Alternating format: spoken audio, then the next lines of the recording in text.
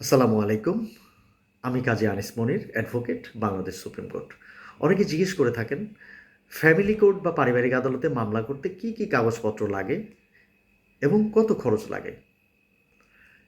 এই বিষয়টা হচ্ছে যে ফ্যামিলি কোর্টে যে বিষয়বস্তু নিয়ে মামলা দায়ের করা হয়ে থাকে, একটা কাগজ কমন যেটা লাগবেই সেটা হচ্ছে যে কাবিননামা লাগে। আর দ্বিতীয়ত হচ্ছে বাদীর এনআইডি কার্ড লাগে।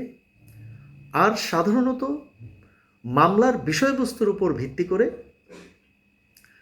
কাগজপত্রগুলা লাগে। আর যেটা পরের যে বিষয়টা সেটা হচ্ছে যে মামলা করতে কত টাকা খরচ লাগে।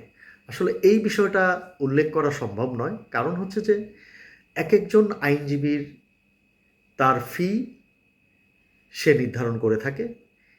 এই বিষয়ে প্রত্যেক আইনজীবী স্বাধীন, এবং আপনি যাকে আইনজীবী নিয়োগ করবেন তার সঙ্গে আপনি এই জিনিসটা সেটেল করে নেবেন যে তার ফি কত দিতে হবে।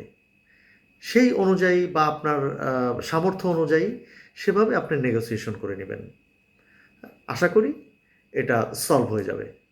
তো সবাই খুব ভালো থাকবেন। আল্লাহ হাফেজ।